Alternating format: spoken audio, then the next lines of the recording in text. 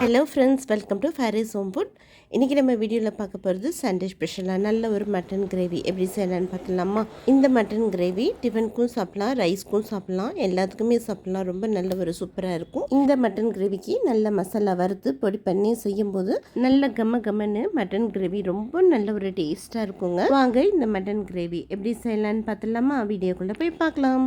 1 kilo mutton நல்லா இந்த மாதிரி எலும்பு பீஸுமா எடுத்து வச்சுக்கோங்க. 1 கிலோ மட்டனை குக்கரில் போட்டு ஃபஸ்ட்டு நம்ம வேக வச்சு எடுத்துக்கலாம். இப்போ 1 கிலோ மட்டனையும் குக்கரில் போட்டுக்கலாம்.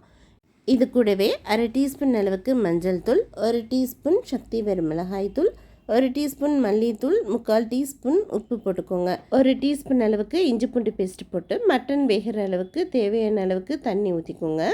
ஊற்றிட்டு நல்லா மிக்ஸ் பண்ணி விட்டுக்கோங்க. உப்பு காரம் ஒரு தடவை நீங்கள் செக் பண்ணிக்கோங்க. இப்போ நல்லா மிக்ஸ் பண்ணி விட்டுட்டு இப்போ அப்படியே மூடி போட்டு விட்டு 4லேருந்து 5 விசில் விட்டுக்கோங்க. 7 ஆடாக இருந்தால் 3 விசில் விட்டுக்கோங்க. அவ்வளோதான். இப்போ விசில் வர ஆரம்பிச்சிச்சு. 3 விசில் வந்ததும் ஸ்டவ் ஆஃப் பண்ணிவிடுங்க. ப்ரெஷர் இறங்கட்டும். அதுக்குள்ளே மசாலா ரெடி பண்ணணும். பேன் வச்சுக்கோங்க. 1 டீஸ்பூன் மிளகு போட்டுக்கலாம், 3/4 டீஸ்பூன் சோம்பு, 1/2 டீஸ்பூன் ஜீரகம், கொஞ்சமாக கல்பாசி போட்டுக்கோங்க. நல்ல கம்மன்னு வாசனையாக இருக்கும். இது கூடவே 4 கிராம்பு, 2 ஏலக்காய், 1 துண்டு பட்டை போட்டுக்கலாம். போட்டுட்டு நல்லா வாசனை வர வரைக்கும் வறுத்துக்கோங்க. தீயை விடாமல் வறுத்துக்கோங்க.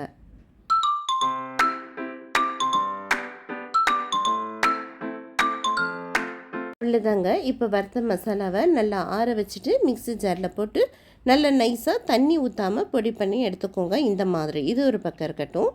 இப்போது இன்னொரு பாத்திரத்தில் கொஞ்சமாக எண்ணெய் ஊற்றிக்கலாம். எண்ணெய் நல்லா சுடானதும் 1/4 டீஸ்பூன் சோம்பு, இது கூட 2 பிரியாணி இலை, கொஞ்சமாக கல்பாசி போட்டுக்கோங்க.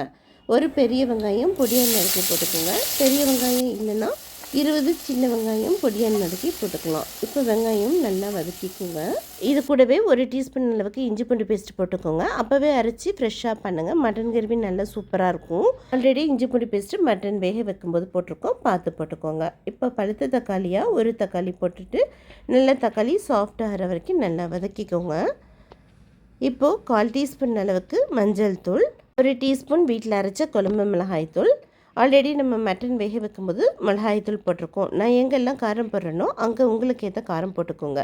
குழம்பு மிளகாய்த்தூள் இல்லைன்னா வெறும் மிளகாய்த்தூள் போட்டுக்கோங்க. அடுத்து நம்ம வேக வச்சுருக்கிற மட்டனை இந்த மட்டன் தண்ணியோடையே ஊற்றிக்கோங்க. தனியாக மட்டன் தண்ணியை எடுத்துடாதீங்க.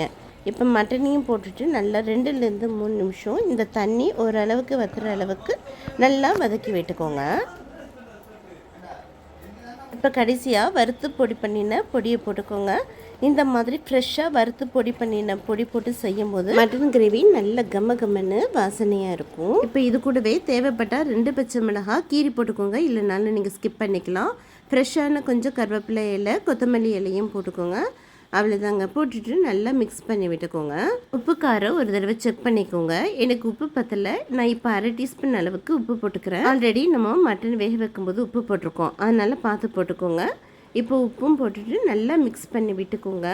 காரம் நான் எங்கெல்லாம் போடுறேனோ அங்கே உங்களுக்கு எது காரம் நீங்கள் பார்த்து போட்டுக்கோங்க. அவ்வளோதாங்க. இப்போ அப்படியே மூடி போட்டு விட்டு அடுப்பை சிம்மில் வச்சுட்டு ஒரு 5 நிமிஷம் அப்படியே விட்டுருங்க. 5 நிமிஷத்துக்கு அப்புறம் ஓப்பன் பண்ணி பார்த்தா வாவ், சூப்பராக நல்லா கம்மன்ட்டு மட்டன் கிரேவி தயார். இந்த மட்டன் கிரேவி ரைஸ்க்கும் சாப்பிட்லாம், சப்பாத்திக்கும் சாப்பிட்லாம், இட்லி தோசைக்கும் சாப்பிட்லாங்க. அவ்வளோ சூப்பராக இருக்கும். கண்டிப்பாக மிஸ் பண்ணாதீங்க. நான் சொன்ன மாதிரியே செஞ்சு பாருங்கள். ரொம்ப நல்லா சூப்பராக இருக்கும். மட்டன் மட்டும் அப்போவே வாங்கி அப்போவே ஃப்ரெஷ்ஷாக சமைச்சு பாருங்கள். அதோட டேஸ்ட்டும் ருசியும் மாறாமல் அப்படியே இருக்கும். சண்டே ஸ்பெஷலாக நல்ல மட்டன் கிரேவி செஞ்சு சாப்பிட்டு என்ஜாய் பண்ணுங்கள். இந்த வீடியோ பிடிச்சிருந்ததுன்னா மறக்காமல் லைக் பண்ணுங்கள், ஷேர் பண்ணுங்கள், சப்ஸ்கிரைப் பண்ணுங்கள்.